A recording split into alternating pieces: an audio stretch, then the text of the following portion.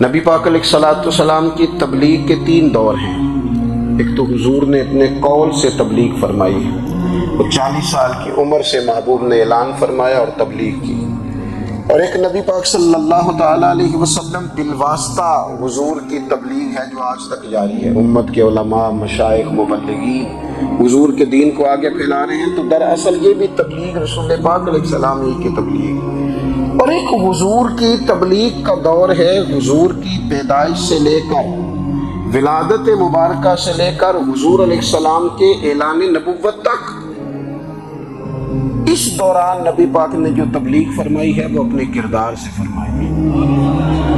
عرب کا وہ معاشرہ جو بڑا میلا کچیلا گدلا ہو چکا تھا، جس کے اندر سراسر مادہ پرستی کا زور تھا، جس کے اندر لوگ انسانوں کی خرید و فروخت کرتے تھے، جس کے اندر بیٹیوں کو زندہ دفن کر دیتے تھے، جس کے اندر جو آدمی جتنا زیادہ مضبوط ہوتا تھا اتنا زیادہ لٹیرا بن جاتا تھا، اس معاشرے کے اندر رسول کریم علیہ السلام نے 40 سال گزارے، اور اس طرح گزارے کہ جو بیگانے بھی تھے وہ بھی کہا کرتے تھے یہ صادق ہے، یہ امین ہے۔ اور جب حضور نے اعلان نبوت کیا تو فرمایا، یہ قرآن مجید کے لفظ ہیں، فرمایا فَقَدْ لَبِثْتُ فِيكُمْ عُمَرًا مِّن قَبْلِهِ أَفَلَا تَعْقِلُونَ، میں تمہارے بیچ عمر کا ایک حصہ گزار چکا ہوں، تمہیں عقل نہیں ہے، شعور نہیں ہے۔ نبی کریم علیہ السلام نے اپنے کردار کو، اپنے عمل کو اپنی نبوت کی دلیل کے طور پر بیان فرمایا۔ وہ تو حضرت حلیمہ بھی فرماتی ہے نا، جب میں نبی کریم علیہ السلام کو اپنے گھر لے گئی تو میرا اپنا بچہ بھی دودھ پیتا تھا، 2 میرے بیٹے ہو گئے، ایک میری یہ نسبی اولاد اور حضور میری رضائی اولاد۔ تو کہتی ہے جب میں کریم محبوب علیہ السلام کو اپنے سینے سے لگاتی تھی تو حضور میرے ایک پستان سے دودھ پیتے تھے اور دوسرا اپنے بھائی کے لیے چھوڑ دیا کرتے تھے۔ یہاں سے رسول کریم علیہ السلام نے کردار کے ذریعے تبلیغ، اور پھر اعلان نبوت سے پہلے ایک تنظیم عرب کے جوانوں پر، عرب کے سرداروں پر مشتمل بنائی گئی، جس میں نبی کریم علیہ السلام نے بڑا حصہ لیا سرکار نے، اور بڑے اہم لوگوں کو شعور حضور نے عطا فرمائے۔ وہ اس جماعت کا فیصلہ تھا کہ ہم سارے جوان، سارے بڑے لوگ ملیں گے، یہ حضور کے اعلان نبوت سے پہلے کی بات ہے، ہم بڑے لوگ ملیں گے، کسی بڑے کو کسی چھوٹے پر ظلم نہیں کرنے دیں گے، کسی آدمی کو کسی غریب کا حق نہیں کھانے دیں گے۔ حضور علیہ السلام نے نا اپنے کردار سے، اپنے عمل سے، اور آپ کا جو عمل ہوتا ہے نا وہ اصل ہوتا ہے، ایک ہوتا ہے آپ کوئی بات کرتے ہیں اور ایک ہوتا ہے کہ آپ کوئی عمل کرتے ہیں۔ آپ جب عمل کرتے ہیں تو عمل کے ذریعے بھی لوگوں تک بات پہنچتی ہے کہ دراصل آپ کا اٹھنا بیٹھنا چلنا پھرنا کیا ہے۔ میرے رسول کریم علیہ السلام کا اٹھنا بھی ایک نبی کا، بیٹھنا بھی ایک نبی کا، بات کرنا بھی ایک نبی کا، معاملات زندگی کرنا بھی ایک نبی کا، لین دین کرنا بھی ایک نبی کا۔ ایک شخص کہتے ہیں میں نے اعلان نبوت سے پہلے حضور علیہ السلام سے کوئی چیز خریدی تھی، اور میں نے عرض کیا تھا آپ یہاں تشریف رکھیں، میں پیسے لے کے آتا ہوں، میں 3 دن کے بعد آیا۔ دیکھو یہ بات کرنی کتنی آسان ہے، بولنی کتنی آسان ہے، پر 3 دن یہاں میرے بھائی کو کسی شخص کو 2 گھنٹے انتظار کرنا پڑ جائے تو لوگ کہتے ہیں الانتظار اشد من القتل، یہ تو قتل سے زیادہ تکلیف والا معاملہ ہے منتظر رہنا کسی کا۔ کہتے 3 دن کے بعد میں آیا تو میرے رسول کریم وہی تشریف فرمایا، بس اتنا فرمایا یار تم نے مجھے بڑی تکلیف میں ڈال دیا، 3 دن ہو گئے یہاں رکے ہوئے۔ تو حضور نے اپنے کردار کو، اپنے عمل کو، اپنے معاملات کو سب سے پہلے اپنی نبوت کی دلیل کے طور پر پیش کیا۔ کسی نے کیا خوب کہا تھا کہ جو تیری جان کے دشمن ہیں وہ بھی کہتے ہیں، وہ جو تیری جان کے دشمن ہیں، بظاہر تو آئے ہیں نا ہجرت کی رات جان لے لے، لیکن امانتیں حضور کے گھر میں رکھی ہوئی ہیں، امانتیں کاشانہ نور پہ پڑی ہیں۔ وہ جو تیری جان کے دشمن ہیں وہ بھی کہتے ہیں کہ امین تو ہے اور صداقت کی آبرو تو ہے، امین بھی تو ہے، صداقت کی آبرو تو ہے۔ تو پہلے کردار، پھر دوسری بات، اللہ تعالیٰ نے اپنے محبوب علیہ السلام کو اپنا مطلق نائب بنا کر، اپنا محبوب اعظم بنا کر ایسے ہی سارے انسانوں کے بارے میں کہا وَإِذْ قَالَ رَبُّكَ لِلْمَلَائِكَةِ إِنِّي جَاعِلٌ فِي الْأَرْضِ خَلِيفَہ، میں زمین میں اپنا نائب بنانے والا ہوں۔ لیکن حضور علیہ السلام تو محبوب ہے نا، حضور کی نیابت تو محبوبیت کے درجے پر فائز ہے۔ تو رسول پاک کو رب کریم نے اس طرح کا بنا کے بھیجا کہ حضرت عبداللہ ابن رواحہ رضی اللہ تعالیٰ عنہ بیان فرماتے ہیں کہ اگر حضور کوئی معجزہ نہ بھی دکھاتے، نبی کریم علیہ السلام سے کوئی اعجاز لوگ نہ بھی دیکھتے، تو محبوب کا تو چہرہ ہی اس طرح کا تھا، لوگوں نے دیکھتے جانا تھا اور کلمہ پڑھتے جانا تھا۔ لیکن باوجود اس کے میرے رسول پاک کا اعجاز یہ ہے، کمال یہ ہے کہ حضور کبھی اشارہ کر دیں تو چاند دو ٹکڑے ہو جائے، کبھی دعا مانگ دیں تو ڈوبا ہوا سورج واپس آ جائے، کبھی محبوب گزرنے لگے تو پتھر آپ پر سلام پڑے، کبھی حضور پہاڑ پر چڑھ جائیں تو پہاڑ وجد میں آ کر جھومنے لگے، محبوب کا کبھی نماز پڑھاتے ارادہ بن جائے تو اللہ تعالیٰ قبلے کا رخ ہی تبدیل فرما دے۔ کیا خوبصورت سوچ ہے اور کیا نظریہ دیتے ہیں بریلی کے امام، فرماتی اجابت کا جوڑا عنایت کا صحرا دلہن بن کے نکلی دعائے محمد، اور اجابت نے جھک کر گلے سے لگایا بڑی ناز سے جب دعائے محمد، دیکھو خدا کی رضا چاہتے ہیں دو عالم، خدا چاہتا ہے رضائے محمد صلی اللہ تعالی علیہ وسلم۔ اور ایک مقام پہ فرماتے ہیں نائب دست قدرت پہ لاکھوں سلام، نائب دست قدرت پہ لاکھوں سلام۔ تو اللہ تعالیٰ نے نبی پاک صلی اللہ تعالی وسلم کو جو اعجاز، پھر ایک اور بات، حضور امی ہے، دنیا میں آ کر محبوب نے کسی سے پڑھا ہی نہیں، میرے محبوب نے جتنا پڑھا ہے رب کریم سے پڑھا ہے۔ الرحمن علم القرآن خلق الانسان، رحمان نے قرآن سکھایا پھر انسان بنایا۔ اللہ تبارک و تعالیٰ کی بارگاہ کرم سے حضور نے لیا، رسول کریم امی ہیں، یہ بھی حضور کی نبوت پر ایک بڑی دلیل۔ دیکھو ایک ہوتا ہے کوئی آدمی بچپن سے ہی کسی چیز سے شغف رکھے اور جب اس کی عمر بڑی ہو جائے تو کہتے ہیں اس کا تجربہ بڑا ہو گیا، یہ پہلے کوئی شعر کہتا تھا، کوئی ادبی جملہ کہتا تھا، تو اب اس کی یہ کام کرتے کرتے عمر بڑی ہو گئی ہے تو رسوخ حاصل ہو گیا۔ 40 سال کی عمر مبارک تک نبی کریم نے ایک شعر بھی نہیں کہا۔ حضور علیہ السلام نے کبھی کوئی ایسی بات، ویسے تو حضور کی ہر بات حکمت والی، لیکن جس کو عرب کے لوگ اپنے لہجے میں شاعری یا اپنے لہجے میں ادب کہتے تھے، وہ حضور نے بیان نہیں فرمایا۔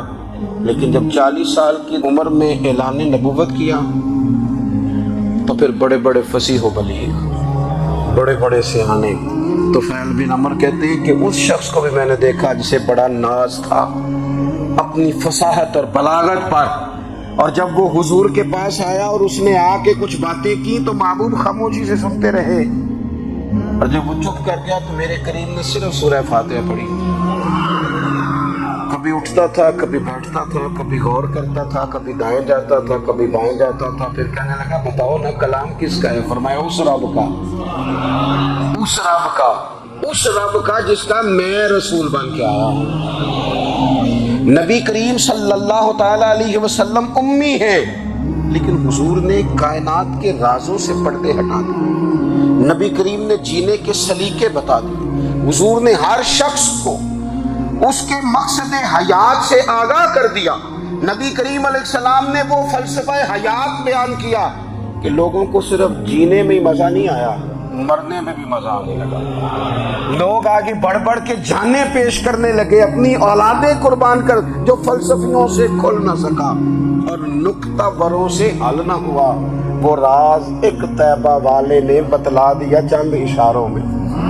محبوب کریم امی ہے، لیکن حضور نے اس طرح دنیا کو سکھایا، اس طرح دنیا کو پڑھایا، اس طرح حضور نے علم کے چراغ اور دیپ روشن کیے کہ قیامت تک جسے روشنی ملے گی نا، اسے صرف دروازہ مصطفیٰ سے ملے گی، اسے رسول کریم علیہ السلام کے در دولت سے ملے۔ کچھ لوگوں نے کہا کہ اپنے پاس سے آیات بنا کے لاتے ہیں، اپنے گھر میں بیٹھ کے دعوے کر لینا تو کوئی مشکل کام نہیں نہ ہوتا، سارے لوگ ہی کر لیتے ہیں، بلکہ وہ ہمارے ایک بزرگ کہا کرتے تھے خیالی پلاؤ پکائیے ٹکی ہو کدے بھی کاٹ نہ پائیے، کیونکہ کون سا پیسوں کا ڈالنا ہے، زیادہ ڈالیں آپ، اور زیادہ ڈالیں. بہت سارے لوگ ہیں آج بھی، کچھ لبرل ہیں بیچارے، کچھ دین بیزار طبقہ ہے، وہ کہتے ہیں جناب ہمیں تو جدید باتیں بتائیں، ہمیں تو نئے اسلوب کے مطابق لے کے چلے، ہمیں تو. او بھائی سن، میرے نبی پاک علیہ السلام نے فرمایا میرا قرآن کبھی پرانا نہیں ہوگا. اسے پڑھ کے دیکھ، اس کی جدت کا حسن دیکھ، یہ تو کھلا ہوا باغ ہے. تو ایک دفعہ اس کے قریب آئے گا تو خوشبو ملے گی، دوسری دفعہ آئے گا تو اس سے زیادہ تازی ملے گی.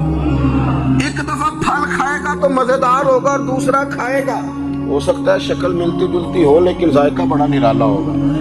تو تو صحیح نا. جب کچھ لوگوں نے کہا یہ خود سے بنا کے آیات لاتے ہیں تو فرمایا وَإِن كُنتُمْ فِي رَيْبٍ مِّمَّا نَزَّلْنَا عَلَىٰ عَبْدِنَا فَأْتُوا بِسُورَةٍ مِّن مِّثْلِهِ. اگر تمہیں کوئی شک ہے اس میں جو ہم نے اپنے بندہ خاص میں نازل کیا ہے تو تم بھی اس جیسی ایک آیت بنا کے لاؤ. اور چلو چیلنج کھلا ہی دے دیا، فرما وَادْعُوا شُهَدَاءَكُم مِّن دُونِ اللَّهِ. اللہ اور اللہ والوں کو چھوڑ دو. تفسیری ترجمہ عرض کر رہا ہوں، یعنی صحابہ کو چھوڑ دو، حضور کے ماننے والوں کو چھوڑ دو، باقی ساری دنیا کے کافر اکٹھے ہو جاؤ، ایک آیت بس قرآن جیسی لے کے آؤ، ایک آیت لے کے آؤ. ان کنتم صادقین، اگر تم سچے ہو. جوانوں سنو، کہا ایک آیت، اور یہ چیلنج آج تک قرآن مجید کا موجود ہے، آج تک. وَإِن كُنتُمْ فِي رَيْبٍ مِّمَّا نَزَّلْنَا عَلَىٰ عَبْدِنَا فَأْتُوا بِسُورَةٍ مِّن مِّثْلِهِ. تم قرآن کے مقابلے کی ایک صورت لے کے آؤ اور سارے حمایتی اکٹھے کر لو اپنے. ان کنتم صادقین، اگر تم سچے ہو. جواب تو ادھر سے آنا تھا نا، لیکن کائنات کے رب نے جواب بھی خود دیا. فرمایا فَإِن لَّمْ تَفْعَلُوا وَلَن تَفْعَلُوا. اگر تم نہ لا سکے، اور فرمایا تم لا سکتے بھی نہیں. اگر تم نہ لا سکے اور تم لا سکتے بھی، نہ خنجر اٹھے گا نہ تلوار تم سے، یہ بازو میرے آزمائے ہوئے ہیں. وَلَن تَفْعَلُوا، تم لا بھی نہیں سکتے. فَاتَّقُوا النَّارَ الَّتِي وَقُودُهَا النَّاسُ وَالْحِجَارَةُ، پھر اس آگ سے ڈر جاؤ جس کا ایندھن آدمی اور پتھر ہے. اُعِدَّتْ لِلْكَافِرِينَ، بنائی کافروں کے لیے، بنائی مومنوں کے لیے تو رب نے جنت بنائی ہے. اُعِدَّتْ لِلْكَافِرِينَ، یہ دوزخ اللہ نے کن کے لیے بنائی ہے؟ اُعِدَّتْ لِلْكَافِرِينَ، کہتے ہیں کافر کے لیے بنایا. تو اللہ تبارک و تعالیٰ نے میرے رسول پاک صلی اللہ تعالیٰ علیہ وسلم کو وہ کتاب عطا فرمائی، اور پھر حضور کی فصاحت و بلاغت، معرفت. دیکھو ایک ہوتا ہے گھنٹوں باتیں کرنا، ایک ہوتا ہے کئی والیم پر مشتمل، کئی جلدوں پر مشتمل کتب کا لکھنا، اور ایک ہوتا ہے کسی بندے کا ایک بات کرنا اور سامنے والے کی طبیعت کو اتنا جگا دینا کہ اگلی بات فوراً ہی اس کی سمجھ میں آ جائے. اور حضور نہ کسی کی انا کو نہیں جگاتے تھے. ہم بعض اوقات کسی سے خطاب کرتے ہیں، بات کرتے ہیں تو سامنے والے کی انا کو جگا دیتے ہیں، ٹھیس پہنچاتے ہیں. وہ کہتا ہے چل پھر تگڑا ہو جا، میں بھی آیا. حضور انا نہیں جگاتے تھے، میرے نبی پاک ضمیر جگاتے تھے تاکہ وہ شخص فیض حاصل کر سکے، اسے کچھ ملے. نبی کریم کا جو انداز تکلم ہے وہ اس طرح کا ہوتا تھا کہ انسان خود بخود کھل اٹھتا تھا کہ مطلب یہ بات ہونے کیا لگی ہے، مطلب حضور کیا فرمانے لگے. نبی کریم صلی اللہ تعالی علیہ وسلم ایک دن محبوب کریم نے صحابہ کے پیچھے حضور کی فصاحت و بلاغت دیکھے. فرمایا محبوب نے کتنا نادان ہے وہ شخص جو اپنے ماں باپ کو گالی دے. کھلی ہو گئی لوگوں کی آنکھیں، کان کھڑے ہو گئے کہ یا رسول اللہ کون ایسا بدبخت ہے جو ماں باپ کو گالی دے گا. اب جب سوالات ذہنی سطح پر پوری طور پر ابھر گئے نا تو اب رسول کریم نے بات سمجھائی. یہ ہے فصاحت و بلاغت. تیرے آگے ہیں یوں دبے لچے فصحاء عرب کے بڑے بڑے، کوئی جان منہ میں زبان نہیں بلکہ جسم میں جان نہیں. یا رسول اللہ کون ایسا نالائق ہے جو ماں باپ کو گالی دے. اب جب ذہنی سطح یہاں تک ابھر آئی تو اب حضور نے سمجھایا، اور میں جب تم کسی کے ماں باپ کو گالی دو گے نا تو وہ بھی تو جواب میں تمہارے ماں باپ کو دے گا. تو فی نفس ہی یہ تم نے خود ظلم کیا ہے اپنے ماں باپ پر. کیوں تم نے ایسا لہجہ اختیار کیا کہ جس سے سامنے والے کی انا جاگ جائے. वो तुम्हारे मुकाबले में आकर के खड़ा हो जाए। क्यों तुमने इस तरह के अंदाज इख्तियार किए कि जिससे सामने वाला भी सारे पंजे खड़े करके बाहर निकल आए और कहे आ जाओ फिर मैं भी मैदान में हाजिर हूँ। रसूल करीम की फसाहत, बलागत देखे ना, हुजूर 2-4 जुमलों में सारी बात समझा जाते हैं। एक हदीस से पाक अगर हमारी समझ में आ जाए, एक रवायत नबी पाक सल्लल्लाहु तआला अलैहि वसल्लम ने फरमाया, खूबसूरत मुसलमान वो है जो बेमकसद बातों को छोड़ दे। लो, इससे पूरी जिंदगी सजाई जा सकती है, एक जुमले से पूरी जिंदगी सवारी जा सकती है। कोई लंबी चौड़ी बातों में जाने की जरूरत नहीं। कहा खूबसूरत मुसलमान ये है जो बेमकसद बातों को छोड़ दे, लायानी बातों को। क्या कहते हैं हमारे देहात के लोग, जेड़े पिंड जाना नहीं ओदा राह पूछने दी, लेकिन आजकल लोग बाज आंदे यानी जिस बात का बिल्कुल ताल्लुक नहीं ना वो बात भी करते जाते हैं, जिसका शोभा ही नहीं वो भी छलांग लगा लगा के उसमें आ जाता है। हम अपना वक्त ज़ाया करते हैं, अपनी सलाहियतें ज़ाया करते हैं, अपना नुकसान करते हैं। हम अपना काम सही करके नहीं करते और दूसरी सारी दुनिया को ठीक करना चाहते हैं। ओ भाई, आप जिस जगह जिस शोबे से ताल्लुक रखते हैं आप अपने मामलात में मजबूती पैदा करें। हुजूर ने अपनी फसाहत के साथ, बलागत के साथ लोगों को कायल किया और कुरान मजीद की तासीर का ये असर मेरे करीम रसूल ने दिखाया कि रात को जब हुजूर बैठ के कुरान पाक पढ़ते थे ना, जब यासीन वाले नबी खुद यासीन की तिलावत करें, जब ताहा वाले महबूब खुद ताहा की तिलावत करें, और करो ना जब मुदस्सर वाले महबूब खुद इन जुमलों को अदा करें, यानी जिनके बारे में आयत आई है, जब वही ये आयत पढ़े कि इन्ना आतैना कल कौसर, यानी जिनका जिक्र हो रहा है, जब वो ये बात करें कि या अय्युहन नबिय्यु इन्ना अर्सलनाका शाहिदन व मुबश्शिरन व नज़ीरा लितुमिनु बिल्लाहि व रसूलिही व तुअज़्ज़िरूहु व तुवक्किरूहु व तुसब्बिहूहु बुक्रतन व असीला, जिनके बारे में आयत आई है, जब वो ये कह रहे हो कि व रफ़अना लका ज़िक्रा, जब वो कह रहे हो वद्दुहा वल्लैलि इज़ा सजा, जरा उस कैफियत को देखें जब महबूब खुद पढ़ रहे हो और जो हुजूर पर आई हैं उसका जायका, उसका लुत्फ, उसका अंदाज भला क्या होगा। हुजूर जब रात को पढ़ते थे ना कुरान पाक, तो जो पक्के काफिर थे ना, अबू जहल जैसे लोग, वो भी झाड़ियों में छुप छुप के मदीने वाले की तिलावत सुना करते, हुजूर की तिलावत सुना करते थे। यही बेहतर है कि पर्दों में वो पर्दा पोश रहे, वो अगर पर्दे हटा दे तो किसे होश रहे। रसूल करीम अलैहिस्सलाम की तिलावत का सुनना, करीब जाना, ये एजाज है। हजरत फारूक आज़म कहते हैं मैं तबीयत का बड़ा डाढ़ा था, मिजाज का बड़ा सख्त था, जिंदगी हमेशा डट कर गुजारी, बातों पर खड़ा रहना आता था, पर जब मेरी बहन ने मुझे चंद आयतें सुनाई ना तो मैं तड़प ही गया। घरों आया सा मार मुकावने नू, हुण मैनू मार दे लै चलो, ओए मते उमर दी उमर बर्बाद हो जाए जिथे उमर संवार दे लै चलो। ये एजाज है रसूल करीम सल्लल्लाहु तआला अलैहि वसल्लम पर नाजिल होने वाली किताब का। फिर हुजूर ने खबरें दी, नबी पाक ने खबरें दी। हुजूर ने फरमाया रूम फतह होगा, वो हुआ। नबी करीम अलैहिस्सलाम ने फरमाया शाम फतह होगा, तो शाम फतह हुआ। फरमाया ईरान फतह होगा, तो ईरान फतह हुआ। सुराका बिन मालिक कहते एक गांव पर भी मुसलमानों की हुकूमत नहीं थी, एक गांव पर। हुजूर मक्का मुकर्रमा से निकल रहे थे, मदीना तैयबा तशरीफ ले जा रहे थे, अभी रास्ते में थे। मैं 100 सुर्ख ऊंटों के लालच में माज़अल्लाह हुजूर को गिरफ्तार करने पहुंच गया। महबूब ने हुक्म दिया, हुजूर का मुआज़ा मैंने आंखों से देखा, मेरा घोड़ा जमीन में धंसता चला गया। मैंने माफी मांगी, हुजूर ने माफ कर दिया। मैंने समझा अचानक हो गया है, ये मनवाना भी बड़ा मुश्किल काम है। शजरो हजर पहचान गए, इंसान की नजरों में शाकी रहा। ये कुछ ऐसे लोग हैं जिनको मनवाना तौबा तौबा, मानने को तैयार नहीं, देख देख के भी मानने को तैयार है नहीं, मानने को तैयार ही नहीं। कहते हैं कि मैंने फिर चाहा आगे बढ़ना, तो फिर जमीन के अंदर मेरे घोड़े के पैर धंसने लगे, फिर माफी मांगी। کریم تیرے معاف کرنے کی ادا پہ بھی قربان جائیں. یہ نہیں فرمایا کہ تو بار بار یوں ہی کرتا ہے, فرمایا معافی مانگتا ہے, جا میں نے معاف کیا.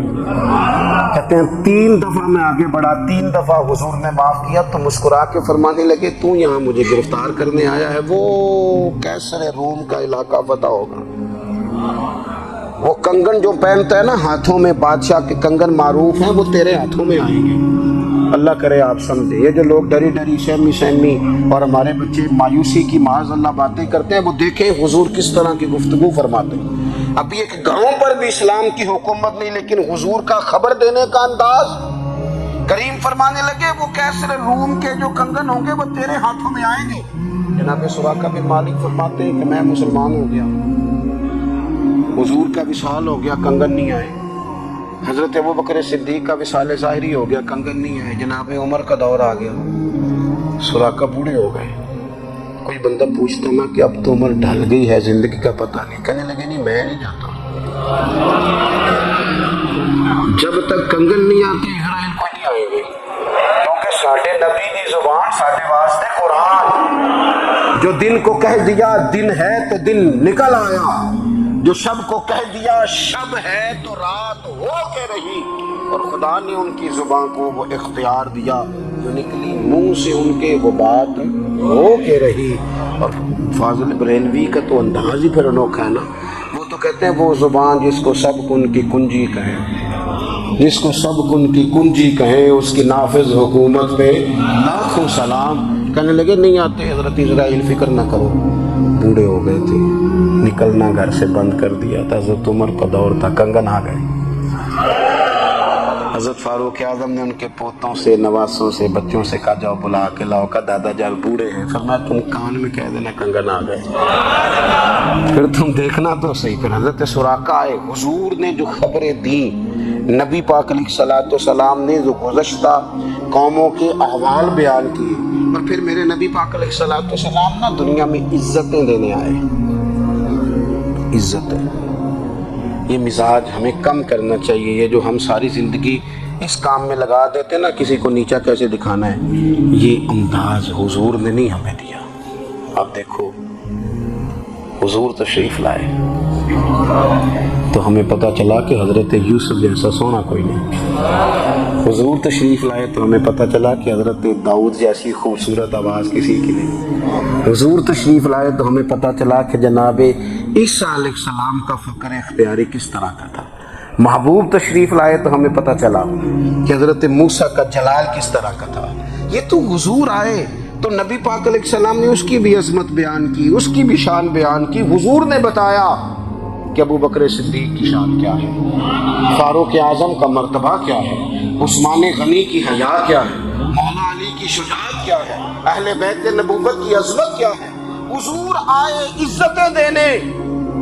ماں کو عزت دی مدینے والے رسول, کہا جس کا باپ راضی ہو گیا اس کا رب راضی ہو گیا. فرمایا جو 2 بیٹیاں 3 بیٹیاں 4 بیٹی بہنیں یا 1 بیٹی یا بہن بیاہ کے آ گیا نا, اس طرح میری 2 انگلیاں جڑی ہوئی ہیں, میرے ساتھ جڑ کے جنت میں جائیں. رسول کریم صلی اللہ تعالی وسلم نے عزت دی, عزت دی. حضور عزتیں دینے, کوئی اعزاز نہیں. ان پڑھ بندہ ہے, سادہ ہے, غریب ہے, مزدوری کرتا ہے, ہاتھوں پہ چھالے. یا رسول اللہ اس کا بھی کوئی اعزاز ہے؟ قربان جائیں, میرے کریم نے عزت دی. فرمایا محنت کر کے روزی کمانے والا تو اللہ کا دوست ہے. یہ اینٹیں اٹھانے والا, یہ مشقتیں کرنے والا, یہ صبح دیہڑی پہ جانے والا, یہ بیچارہ جو اچار سے روٹی کھاتا ہے, تو نے ہر شخص کی قسمت میں یہ عزت لکھی اور آخری خطبے کی صورت میں وصیت لکھی. رسول کریم نے ہر بندے کو اعزاز دیا, عظمتیں دی. حضور عزتیں دینے آئے. نبی پاک علیہ السلام نے اعزازات دیے, حضور نے نوازا. یہ ساری چیزیں میرے رسول پاک کی تشریف. اور پھر یہ جو حضور کے صحابہ اور اہل بیت ہے نا, یہ بھی میرے نبی پاک کی نبوت کی دلیل ہے.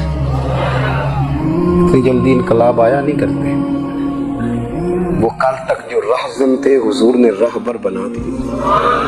وہ لوگ جو کل تک ایک دوسرے کے گلے کاٹ کے کھاتے تھے, ایک دوسرے کو مارتے تھے, تکلیف پہنچاتے تھے, برادری ازم پہ لڑتے تھے, حضور نے بھائی بھائی بنا دیے.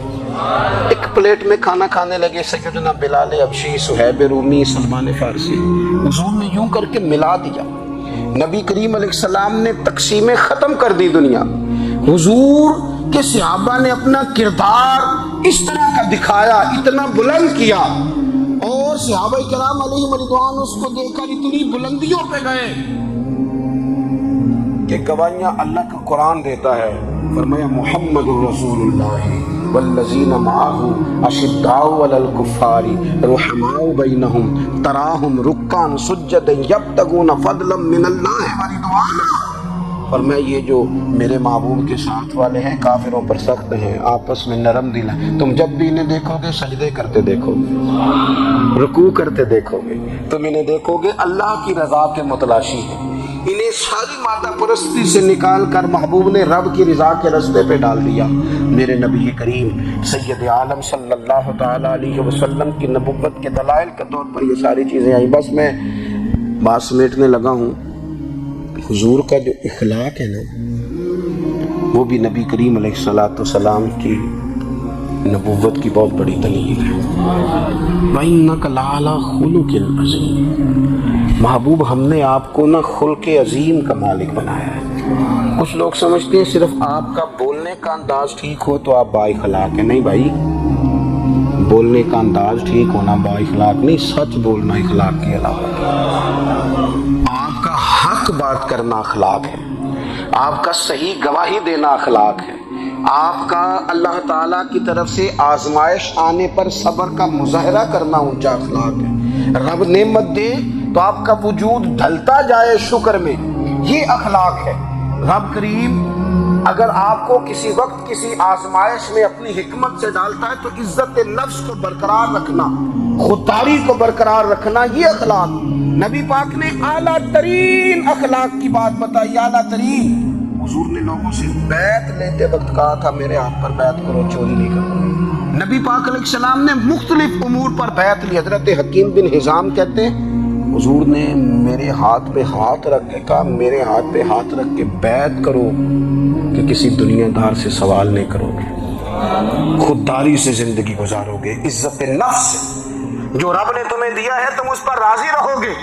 لوگوں کی جیبوں کو ٹٹولنا، دوسروں کی دولتوں پہ راج کرنا، دوسروں کے مال پر نگاہیں ڈالنا اللہ کے حبیب نے پسند نہیں فرمایا. میں بیعت کرو کہ تم کبھی کسی سے سوال نہیں کرو گے. حد ہو گئی.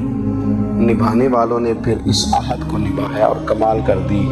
حضرت حکیم بن حزام گھوڑے پہ بیٹھے تھے، ہاتھ میں درہ تھا، وہ زمین پہ گر گیا. قریب غلام کھڑا تھا. حضرت حکیم بن حزام خود گھوڑے سے اترے، درہ اٹھایا، دوبارہ گھوڑے پہ بیٹھے. غلام عرض کرنے لگا حضور مجھے بتا دیتے میں اٹھا کے دے دیتا. آنکھیں چمک اٹھی. فرمانے لگے کیسے بتا دیتا؟ اپنے رسول سے وعدہ کیا ہے کبھی کسی سے سوال نہیں کروں گا، کبھی سوال نہیں کروں گا. اللہ کے محبوب نے ہمیں اعلیٰ اخلاقی قدروں کی بات ہمیں سکھائی ہے. ہم دیکھتے ہیں کہ بڑی جلدی 2 4 5 لوگوں کے غصہ دلانے پر ہم ساری اخلاقی حدوں کو کراس کر جاتے ہیں. دوستو ہمارا ایک ویژن ہونا چاہیے، ہمارے ذاتی رویے بڑے معتبر ہونے چاہیے. لین دین کے معاملات کے اندر مسلمانوں کو بڑا صاف ستھرا ہونا چاہیے. ہمیں اپنی معاشی زندگی میں روزمرہ کے معاملات میں ہماری توجہات کا مرکز صرف اللہ رسول کی ذات ہونی چاہیے. رب کریم نے اپنی حکمت سے کسی کو کتنا دیا ہے یہ اس کی حکمت کے تقاضے ہیں. ہمیں اس نے جس رنگ میں جس حال میں رکھا ہے ہمیں اپنے رب کی رضا پر بہت زیادہ مطمئن ہونا چاہیے. اچھا پھر ایک اور بات، جن چیزوں کو ہم نے دکھ بنایا ہے نا یہ تو وہاں دکھ تھا ہی نہیں. مہینہ مہینہ چولہا نہیں جلا، لیکن کسی جگہ اظہار غربت ہے. حضور کی اولاد پاک کا یہاں صاحب کا یہاں ازواج تھا، مہینہ مہینہ چولہا نہیں جلا. لیکن یہ اخلاق عالیہ کا حسن دیکھو. اپنے گھر مہینہ مہینہ چولہا نہیں جلا، جو مانگنے آیا اسے جھولی بھر کے عطا فرمایا، کوئی دروازے سے خالی نہیں گیا. عزیز بھائی اگر زندگی میں اخلاقی قدریں ہم اپنا لیں اور ہم تھوڑا تھوڑا کر کے اپنے آپ کو تبدیل کریں، ساری زندگی توجہ رہی کہ فلاں کیا کر رہا ہے فلاں کیا کر رہا ہے، تھوڑا سا گردن کو جھکا کے اپنے اوپر توجہ ڈالیں، اپنے آپ کو وقت دیں. حضور کے اخلاق عالیہ کی روشنی میں، تعلیمات حسنہ کی روشنی میں ہم اپنے کردار و عمل پر تھوڑی توجہ دیں۔ اس وقت بہت بڑی تعداد میں امت مسلمہ ہے، اور ایسا نہیں ہے کہ دولت نہیں ہے، دولت سے بھی سرشار ہے۔ ہمارے یہاں بڑے بڑے انجینئر ہیں، بڑے بڑے ڈاکٹر ہیں، لیکچرار ہیں، ہمارے پاس بڑے بڑے ہاسپٹل ہیں، بڑا کچھ ہے، لیکن کردار و عمل کے بادشاہ، اپنی زندگی تقوی کی روشنی میں گزارنے والے، ان لوگوں کی تعداد کم ہے۔ اگر کوئی آج بھی سارے کام نیک کرے لیکن جائیداد میں سے بیٹی کا حق رکھ جائے تو پھر اس نے کیا میلاد منایا؟ اگر آج بھی جو 2-4 لوگ بیچارے اس کے زیر دست ہیں، ملازمین ہیں، ان کے ساتھ اس کا رویہ انتہائی سخت ہو تو اس نے کیا میلاد منایا؟ اگر آج بھی وہ برادری ازم کی بنیاد پر دوستیاں کرے اور چھوٹے بڑے کی وہ تقسیم رکھے، جسے حضور نے فرمایا کہ قبیلے تو تعارف کے لیے، ورنہ کسی عربی کو اجمی پر، گورے کو کالے پر کوئی فضیلت نہیں۔ اگر کوئی آج بھی اس برادری ازم کا قائل ہے پھر اس نے کیا میلاد منایا؟ اگر کوئی شخص آج بھی اپنے آپ کو مادہ پرستی میں پوری طرح دھکیل چکا ہے اور رضا الہی کا مسافر نہیں بنا تو اس نے کیا میلاد منایا؟ اپنی طبیعتوں میں روحانی تبدیلی اور وہ خاص افکار جو حضور اپنے غلاموں میں پیدا فرماتے ہیں، ان افکار کو پیدا کرنا، سوچوں کو بدلنا، سوچوں کو، نظریات کو بدلنا، اپنی روزمرہ کے معاملات کا جائزہ لینا کہ ہم کس طرح آگے بڑھ سکتے ہیں اور کس طرح ہم ایک بہترین امتی اور ایک بہترین مسلمان بن سکتے ہیں، اس پر توجہ دینا، یہ میلاد ہمیں سبق دیتا ہے۔ اللہ تعالیٰ مجھے اور آپ کو عمل کی توفیق عطا فرمائے۔ آخر دعوانا ان الحمدللہ۔ اللہم صل علی سیدنا و مولانا محمد، اللہم صل علی سیدنا و مولانا محمد۔